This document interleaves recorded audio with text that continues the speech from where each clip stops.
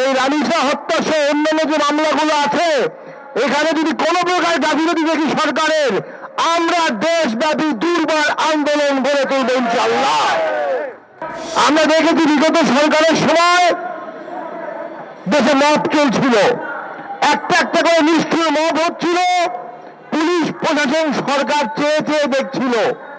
অপরাধীদের মধ্যে অপরাধের নিবর্তনমূলক শাস্তিমূলক ব্যবস্থা দৃশ্যমান হয় নাই।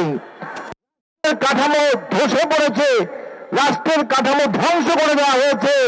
রাষ্ট্রকে বানানো হয়েছিল গণপ্রজাতন্ত্রী মপতন্ত্রের বাংলাদেশ।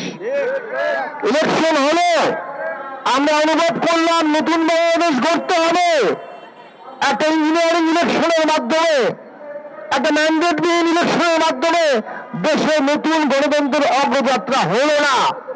পুলিশকে উৎসাহিত করা হলো না। বিগত সময়ে যে পুলিশ হত্যা করা হয়েছে তার ন্যায় বিচার হলো না। পুলিশ সোর্স কাজ করছে না, অপরাধ দমন হচ্ছে না। আইনমন্ত্রী উনি স্বরাষ্ট্রমন্ত্রীর কথা বলেন, আর স্বরাষ্ট্রমন্ত্রী উনি সংবিধানের ব্যাখ্যা দেন, আর দেশের মানুষে ধর্ষণ হচ্ছে, হত্যা হচ্ছে, চাঁদাবাজি হচ্ছে। আমরা মনে করি জনগণ ফুঁসে উঠবে। একটা নতুন বাংলাদেশের স্বপ্ন আমরা দেখেছিলাম, সেই স্বপ্ন জাতীয় পার্টি ছাড়া কেউ দেখাতে পারছে না। একটা নতুন বাংলাদেশ স্বপ্ন আমরা দেখেছিলাম, জিএম কাদের ছাড়া সেই স্বপ্ন কেউ দেখাতে পারছে না।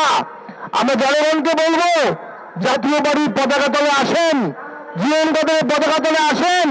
আমরা আপনাদের সুশাসন দেব, আমরা আপনাদের রেপ হতে দেব না এদেশে, আমরা নিশ্চয়ই হত্যা হতে দেব না। আইনের শাসন প্রতিষ্ঠা হবে। বর্তমান সরকার আইনের শাসন প্রতিষ্ঠায় সচেষ্ট না। তারা আইনকে শাসন করতে চায়, প্রতিষ্ঠানকে নিয়ন্ত্রণ করতে চায়। তারা মানবাধিকার কমিশন আইন বাতিল করে দিয়েছে, তারা সুপ্রিম কোর্টের বিচারপতি নিয়োগ আইন বাতিল করে দিয়েছে, তারা সুপ্রিম কোর্টের সচিবালয় আইন বাতিল করে দিয়েছে। এর মাধ্যমে ভবিষ্যৎ ফ্যাসিস্ট গভর্নমেন্ট, ভবিষ্যৎ স্বৈরতন্ত্রের বীজ তারা নিজের হাতে রোপণ করেছে। যদি আইনের শাসন না থাকে, যদি বিচার বিভাগের স্বাধীনতা না থাকে, যদি মানবাধিকার কমিশনের স্বাধীনতা না থাকে, তাহলে দেশে ধর্ষণ বাড়বে, হত্যা বাড়বে, নাগরিকের ভোগান্তি বাড়বে। সরকারকে বলবো, রোগীর চিকিৎসা করেন না, রোগের চিকিৎসা করেন। সস্তা বক্তব্য দিবেন না, প্রতিষ্ঠানগুলো করে চলেন। আইন শৃঙ্খলা বাহিনীকে ক্ষমতায়ন করেন, তাদের ওপর রাজনৈতিক হস্তক্ষেপ বন্ধ করেন, ডিএনএ টেস্ট চালু করেন, লাই টেস্ট চালু করেন, বৈজ্ঞানিক এভিডেন্স চালু করেন, সিসি ক্যামেরা এভিডেন্স চালু করেন। অপরাধী অবশ্যই সাজা পাবে।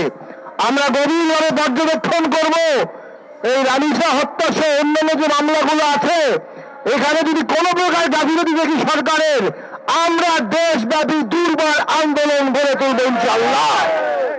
খবরের কাগজ, নিখাত, নির্ভীক, নিরপেক্ষ।